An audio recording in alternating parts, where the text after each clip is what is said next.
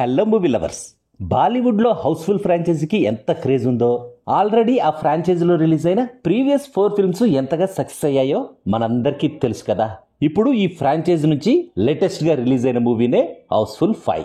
అక్షయ్ కుమార్, అభిషేక్ బచ్చన్, రితేష్ దేశ్ముఖ్లు ప్రధాన పాత్రల్లో, సంజయ్ దత్, జాకీ ష్రాఫ్, ఫర్దీన్ ఖాన్, నానా పటేకర్, శ్రేయాష్ తల్పడే, డినో మోరియా, జాక్వెలిన్ ఫెర్నాండెస్, నర్గిస్ ఫక్రీ, సోనం బజ్వా, చిత్రాంగద సింగ్, చుంకీ పాండే, జానీ లివర్లతో పాటు ఇంకా చాలా మంది సపోర్టింగ్ క్యారెక్టర్స్లో నటించిన ఈ మూవీకి director Tarun Mansukhani, screenplay Sajid Nadiadwala. ఈ మూవీ మేకర్స్ హౌస్ఫుల్ 5కి 2 క్లైమాక్స్లు పెట్టి హౌస్ఫుల్ 5A, హౌస్ఫుల్ 5B అని థియేటర్స్లో రిలీజ్ చేయడం ఆడియన్స్లో ఈ మూవీపై క్యూరియాసిటీని జనరేట్ అయ్యేలా చేసింది. మరి ఈ మూవీ ఆడియన్స్ ఎక్స్పెక్టేషన్స్కి రీచ్ అయిందో లేదో ఈ రివ్యూలో చూద్దాం. ఇదొక comedy thriller. 2 hours 45 minutes duration ఉన్న ఈ మూవీని పొరపాటులో కూడా మీరు మీ ఫ్యామిలీతో కలిసి చూడొద్దు. ఈ మూవీ స్టోరీ అంతా ఒక లగ్జరీ క్రూజ్ షిప్లో రన్ అవుతుంది. ఫస్ట్ హాఫ్ బాగాలేదు, interval bang is okay. First హాఫ్తో కంపేర్ చేస్తే సెకండ్ హాఫ్ కొంచెం బెటర్. ఓవరాల్గా ఈ మూవీ నాకు బిలో యావరేజ్గా అనిపించింది. 69 బిలియన్ పౌండ్స్ ఆస్తున్న రంజిత్ దోబ్రియల్ అకాల మరణంతో తను రాసిన వీలునామా బయటకు వస్తుంది.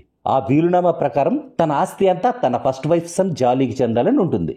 ఆ ఆస్తిని కొట్టేయడం కోసం నేనే జాలీనంటూ జూలియస్, జలాబుద్దీన్, జలభూషణ్లు ఎంటర్ అవుతారు. ఈ ముగ్గురిలో అసలైన జాలీ ఎవరిని కనిపెట్టడానికి ట్రై చేసిన డాక్టర్ని ఎవరో మర్డర్ చేస్తారు. డాక్టర్ని ఎవరు మర్డర్ చేశారు? నేనే జాలీనంటూ వచ్చిన ఆ ముగ్గురులో అసలు జాలీ ఎవరు? ఆస్తిని కొట్టేయడానికి ఆ ముగ్గురు ఏం చేశారు? ఆ ముగ్గురితో పాటు ఆ ఆస్తి మీద కన్నేసిన ఇంకో పర్సన్ ఎవరు? చివరికి ఆ ఆస్తి ఎవరికి దక్కిందనేదే ఈ మూవీ కథ.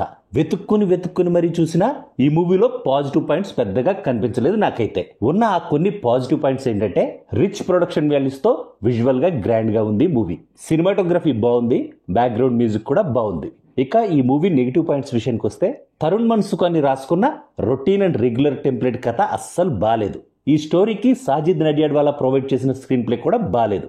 మూవీలో యాక్ట్ చేసిన యాక్టర్స్ అంతా యాక్టింగ్ చేయకుండా ఓవర్ యాక్టింగ్ చేసినట్టు అనిపించింది నాకైతే. హీరోయిన్స్ కేవలం అందాల ఆరబోతకే పరిమితమైపోయారు. మూవీ మొత్తాన్ని బీ గ్రేడ్ జోక్స్తో, వల్గర్ డైలాగ్స్తో, క్రింజ్ కామెడీతో నింపేశారు. ఎడిటింగ్ కూడా బాలేదు. మూవీ మొత్తం చూశాక అసలు ఈ సినిమాకు 2 క్లైమాక్స్లు అవసరమా అనిపించింది నాకైతే. ఇలా చెప్పుకుంటూ పోతే ఇంకా చాలా మైనస్ పాయింట్స్ ఉన్నాయనుకోండి.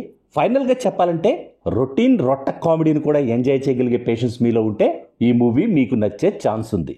నాకైతే అసలు ఏమాత్రం నచ్చలేదు ఈ మూవీ. ప్రొడ్యూసర్స్ ఎలాగూ ఈ మూవీ కోసం 240 కోట్లు వేస్ట్ చేశారు. మీరు కూడా ఈ మూవీకి వెళ్ళి మీ మనీని, టైంని వేస్ట్ చేసుకోకండి. అంతగా చూడాలనుకుంటే ఓటీటీలో రిలీజ్ అయ్యాక ట్రై చేయండి. That's all in this review friends. మళ్ళీ నెక్స్ట్ రివ్యూలో కలుసుకుందాం. Thank you for watching.